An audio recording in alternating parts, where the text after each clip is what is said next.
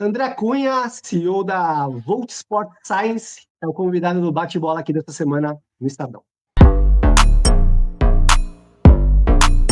Agradecer o André pela presença, por ter aceitado o convite para conversar com a gente um pouquinho, André. Obrigado. Enfim, o André é um dos principais especialistas no Brasil, essa questão de performance, né? Eu não vou nem falar, né, André, preparação física, porque vai muito além da preparação física, né? Realmente performance de atletas, enfim, essa loucura que é calendário hoje do futebol e do esporte em geral. André, eu queria começar conversando contigo. A gente vai falar bastante sobre o trabalho da Volt, teu trabalho específico com atleta, mas eu queria começar te perguntando com relação ao calendário aqui no Brasil, do futebol brasileiro. A CBF promete até outubro, talvez, divulgar um novo calendário, né? Um calendário até mais enxuto. A expectativa é que tenha a diminuição dos estaduais, diminuição da Copa do Brasil, que possa os clubes da elite, né, terem ali um calendário um pouquinho menor, né, um pouquinho mais saudável, digamos assim. Eu te pergunto o seguinte, pela regra hoje em dia, né, você pode ter jogo a cada 66 horas, são menos de 3 dias, né, praticamente, que os jogadores podem jogar. Esse tempo é razoável ou não? É praticamente impossível um jogador se recuperar aí nessas 66 horas. Até para a gente começar do começo, Não, vamos lá. Os dois termos que caminham lado a lado, e a gente gosta muito, né, de falar sobre isso, é saúde e performance. Então, não dá para a gente falar de performance sem falar de saúde, e não dá para falar de saúde sem falar de performance também dentro do esporte de alto rendimento. Então, voltando um pouco para o calendário, a verdade tem que mudar. Então, a gente precisa ir para uma nova direção. Eu fico feliz, né, de que realmente começam a aparecer possibilidades de mudanças reais, né, porque muito se falou, mas pouco se fez. E, na verdade, o que se fez, a gente ainda viu indo em outra direção. Criação de novos torneios, né, aumento de número de jogos. Então, é isso. Porque as falas sobre o calendário congestionado ou calendários extensos, calendários com muitos jogos, ela não é de agora, né? Quando a gente estava jogando 50 jogos, ela já acontecia. Agora a gente já está nos 70, né? Então, ela não é nova, né? E nunca tinha sido feito nada, só que eu acho que está chegando num limite, né? No lado da saúde, por isso que eu falei que não dá para a gente desatrelar, e a gente está vendo o quão em risco a gente está colocando seres humanos e carreiras. Então, isso está gerando um movimento, né, muito forte em relação a mexer, né, no que tem que ser mexido. Tá aí, hoje, na sua pergunta em relação a 72 horas, né, dos jogos, a gente tem ciência robusta sobre isso e a gente não pode simplesmente colocar tudo no mesmo balaio, porque o corpo é formado por diferentes sistemas e cada sistema se recupera numa determinada velocidade daquele estímulo, né? Então, a gente entende que as 72 horas ela é necessária para uma recuperação completa de todos os sistemas a full, tá? E às vezes até mais, né? Porque depende também qual que é o nível de condicionamento daquele atleta, o que ele tinha feito, né, nos últimos 15, 30 dias, tá? Mas, de uma forma resumida, o que o atleta precisa para estar 100% é de pelo menos 72 horas. Esse tempo para recuperação é muito complicado, né? A gente vê até, hoje é 66, até menos que 72 horas, e às vezes os clubes fazem acordo aí para o calendário para jogar a cada 2 dias, e com a questão do aumento das lesões também, né, André? Isso aí, como você falou, a questão da saúde acaba afetando muito o atleta e o rendimento do atleta em campo. Então, às vezes, o atleta é cobrado sem ter a condição de jogar ali o mínimo possível para poder render na produção dele. E tem um terceiro ponto legal, importante de ser falado, né, em relação ao que afeta o espetáculo, né? A qualidade do futebol, né? Claro que a saúde e o ser humano vêm em primeiro lugar, mas no final a gente não pode esquecer que a gente está falando de uma coisa que também é entretenimento.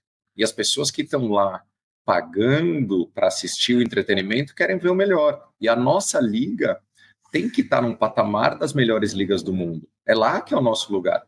E enquanto a gente não tiver um movimento desse tipo, dificilmente a gente vai conseguir ter o melhor espetáculo, né? A gente pode ir em outras questões, gramados e, né, por aí vai. Mas enquanto a gente não fizer um movimento amplo que passa pela revisão do calendário, dificilmente a gente também vai ter o melhor espetáculo. Você falou muito de... Hoje tem clube hoje que joga 70 jogos, né? O Bahia, a Copa do Nordeste, o regional, o Bahia, se chegasse nas finais de tudo, passaria até 70 jogos. Mas você falou também que 50 já não era o ideal, né? Talvez essa redução não mude muito, não caia muito do 70, melhore um pouquinho, né?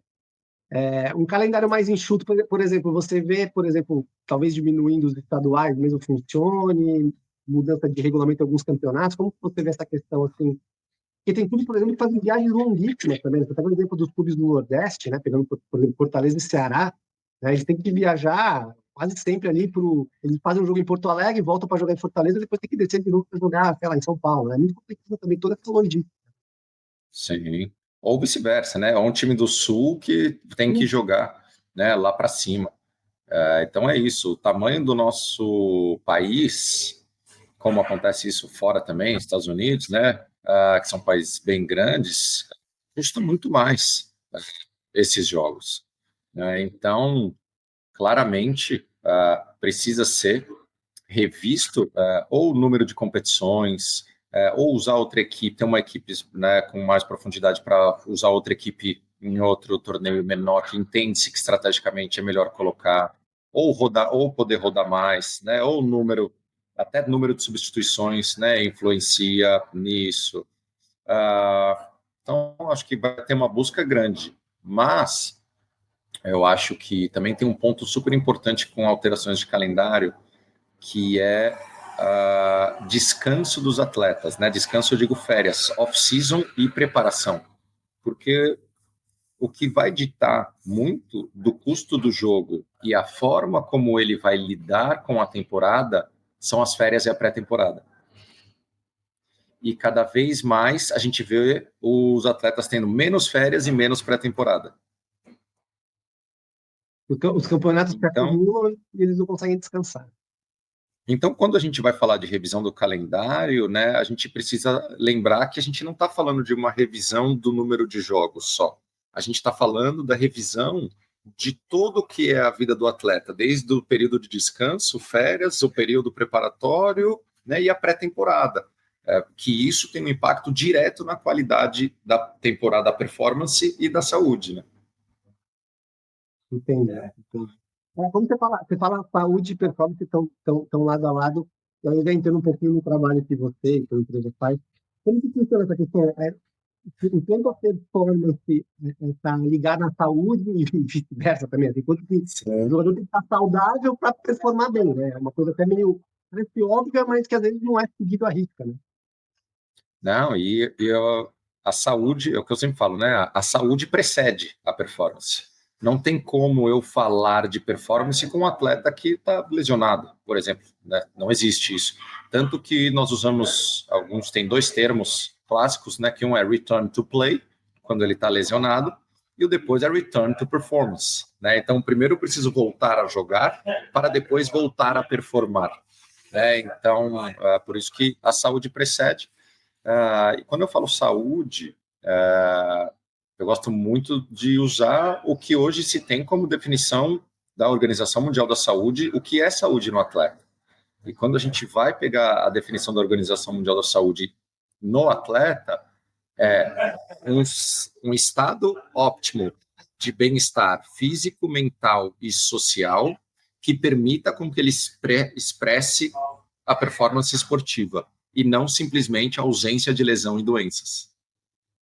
Então, quando a gente olha, né, para o que significa saúde, em três primeiras instâncias a gente está falando bem-estar físico, mental e social.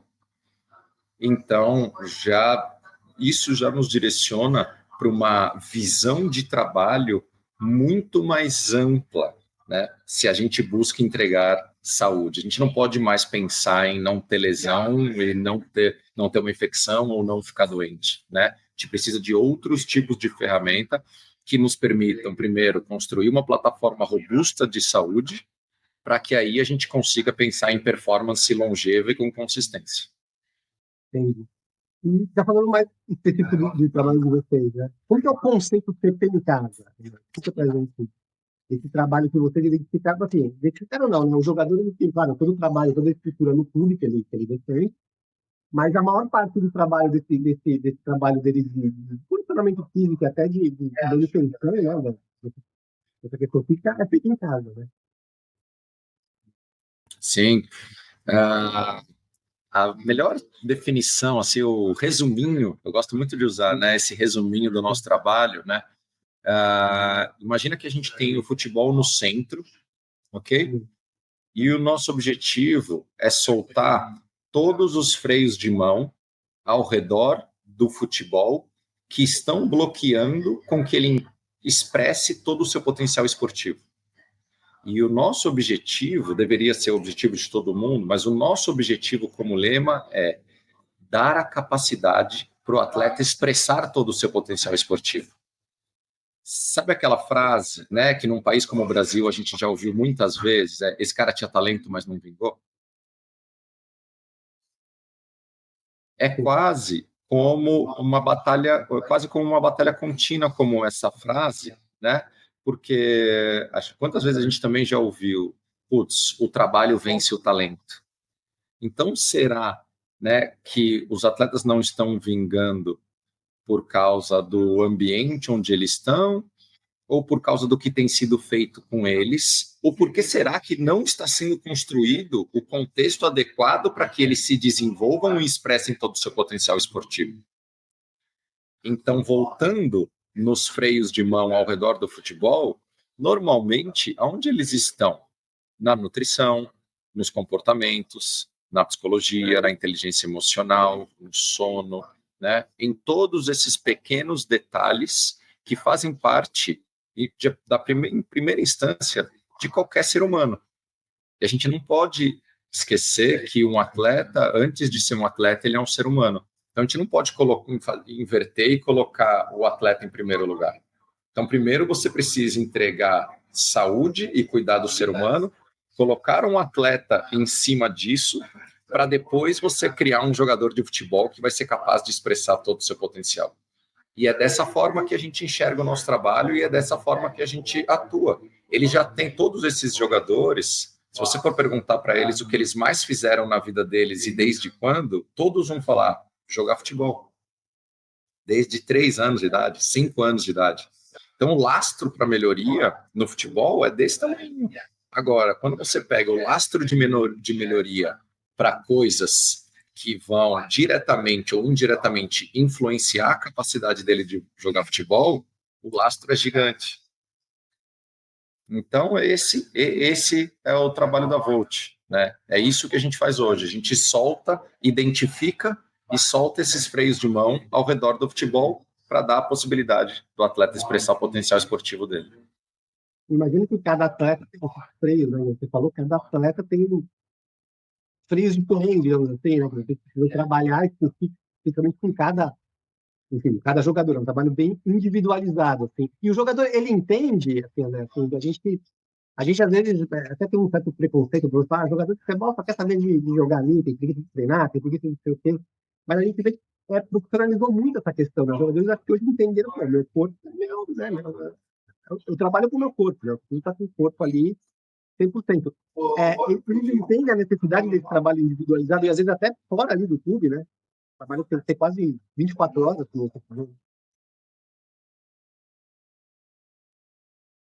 Oi. Eles entendem,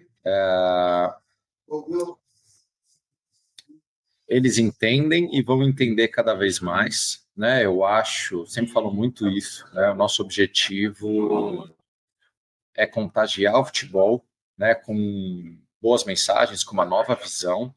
E eu acho que hoje a gente ainda paga o preço do futebol autoritário, do futebol do medo, do futebol em que se manda e o jogador obedece, né?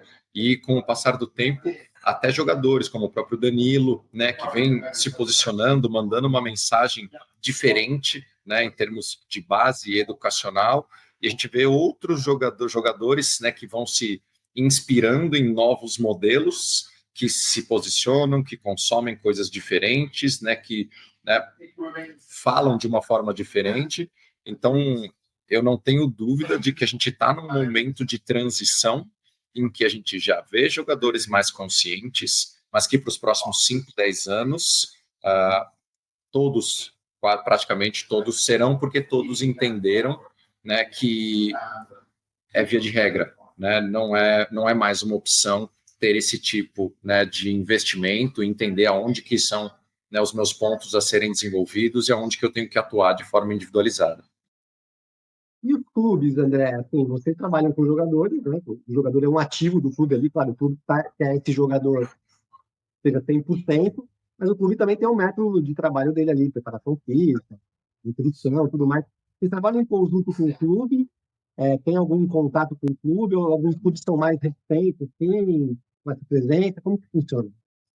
Sim, é muito legal essa pergunta, porque desde o nosso D1, a gente já nasceu com a filosofia barra intenção de ser, né, uma empresa que dá suporte ao clube, né? Então, a gente sempre nasceu com a intenção de integrar e criar um planejamento que é uma extensão do clube, porque da 1 da tarde, 2 da tarde, o atleta está em casa, né? E depois, o que ele vai fazer? Até ele voltar de manhã no outro dia do clube. Então, a gente está falando de muitas horas, né? E você precisa ter o que a gente chama de performance lifestyle, né? Ou uma vida de alta performance para conseguir expressar o seu potencial máximo.